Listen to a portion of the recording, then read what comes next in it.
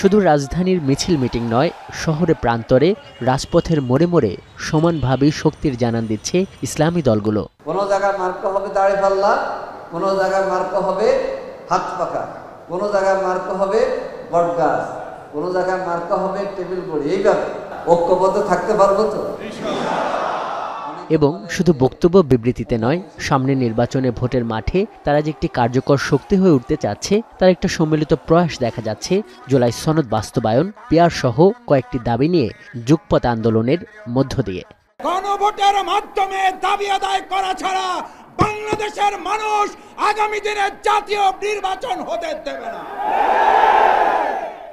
এবং এটা বাস্তব। বাংলাদেশ জামায়াত ইসলামী, ইসলামী আন্দোলন বাংলাদেশ, খেলাফত মজলিস, বাংলাদেশ খেলাফত মজলিস, নিজাম ইসলাম পার্টি, খেলাফত আন্দোলনের এই যুগপৎ পথচলা যে এখনো আছে তার ইঙ্গিত মেলে একসঙ্গে করা দলগুলোর সর্বশেষ এই সংবাদ সম্মেলন থেকেও। দলগুলোর নেতারা বলছেন, আনুষ্ঠানিক কোনো জোট না হলেও নির্বাচনী আসন সমঝোতার পথে অনেক দূরই এগিয়েছেন তারা। এটা তো জোট না, এটা নির্বাচনী সমঝোতা। এখানে কিন্তু আমিন নাই। জোট হইলে তো আমার জোটের একজন প্রধান থাকে, আমাদের এখানে কোনো জোট প্রধান নাই।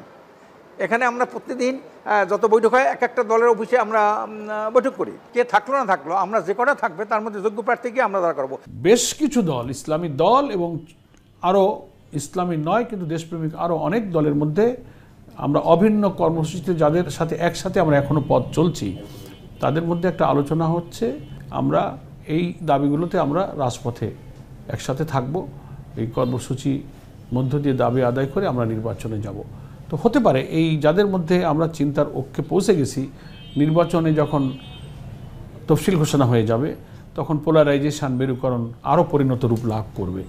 যদিও জোটের এই তালিকায় ছাত্রদের দল এনসিপিও ছিল। জুলাই সনদ স্বাক্ষর পরবর্তী রাজনীতির মাঠে বরং এটা শোনা যাচ্ছে ইসলামী জোটে নয়, বিএনপির দিকেই যাচ্ছে এনসিপি। আমার যদি ব্যক্তিগত মতামত বলে, আমি কোনো যুক্তিতে কারোর সাথে যাওয়ার পক্ষপাতী না। আমি আসলে মনে করি যে আমরা যদি একটা সিটও পাই, আমার একা নির্বাচনের দিকে আগানো উচিত।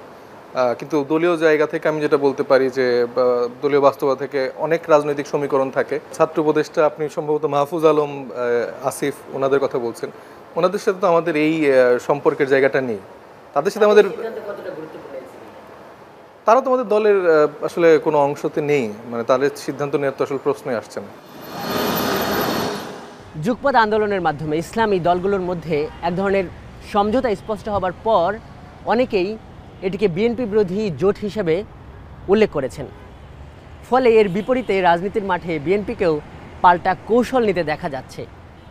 তারা এখন হেফাজত সহ কমই ঘরানার দলগুলোর সঙ্গে যোগাযোগ বাড়াচ্ছেন, যার মধ্যে মামুনুল হকের মতো নেতাও রয়েছেন।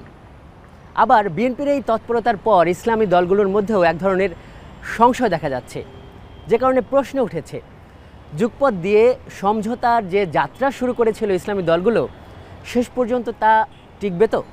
কওমি ধারার এই ইসলামিক নেতা বলছেন, ইসলামী দলগুলোর ঐক্য মাঠের দাবি, তবে তারা এমন কিছু করতে চান না যাতে বিএনপি মাঠে একা হয়ে যায়। আমাদের জনতা এখন চাচ্ছে যে ইসলামপন্থীরা ঐক্যবদ্ধ হয়ে এবার রাজনীতিটাকে, নির্বাচনটাকে তারা ফেস করুক। কাজে এটাকে আমরা সবচেয়ে বেশি প্রায়োরিটি দিচ্ছি, মাঠের যে পারসেপশনটাকে। বাকি আমরা বিএনপিকে আমাদের বৈরিতার দিকে ঠেলে দিতে চাই না, এটাও আমাদের একটা গুরুত্বপূর্ণ বিষয়। কাজে সেই জায়গা থেকে এখনও যদি এমন কোনো সিচুয়েশন তৈরি হয়, এবং সেটাও কোনো অসম্ভব বিষয় না যে সবাই মিলেই আগামীর বাংলাদেশের সংকট থেকে উত্তরণের জন্য আমরা কাজ করলাম, সেটাও হতে পারে। বিএনপির নীতি নির্ধারকরা বলছেন, সব দিক বিবেচনা করে তারা যেভাবে ইসলামী নেতাদের সঙ্গে যোগাযোগ রাখছেন তাতে তারা আশাবাদী। ইসলাম ভিত্তিক যে দলগুলো আছে তারা যে সবাই একমত তা নয়, একত্রিত হয়ে নির্বাচন করবে এটা আমাদের মনে হয় না। অন্য যারা আছে, অতীতে আমাদের সাথে যারা যোগাযোগ রেখেছিল, তারা যদি আমাদেরকে বলে বা আমাদের কাছে যদি তারা কোনো প্রস্তাব দেয়, তা আমরা তো বিবেচনা করব। দর্শনগত পার্থক্য পেছনে ফেলে রাজনীতির মাঠে এখন যেভাবে একসুরে কথা বলতে দেখা যাচ্ছে ইসলামী দলগুলোকে, তা অভূতপূর্ব। কিন্তু এই ঐক্য নির্বাচনী ঐক্য কিনা তা বলার সময় যে এখনো আসেনি, তাও স্বীকার করছেন দলগুলোর নেতারা। তবে রাজনীতির এসব সমীকরণের বাইরে জোট হলেও দলীয় প্রতীকে নির্বাচন করতে হবে গণপ্রতিনিধিত্ব আদেশের নতুন সংশোধনীয় নির্বাচনী সমীকরণ ঠিক করতে ভূমিকা রাখবে সেটিও অস্বীকার করা যায় না। আজহার লিমন, এখন, ঢাকা। আপনাকেই বলছি, ইন্স্যুরেন্স করলে সিটিতে সুরক্ষা পাবেন নিশ্চিত।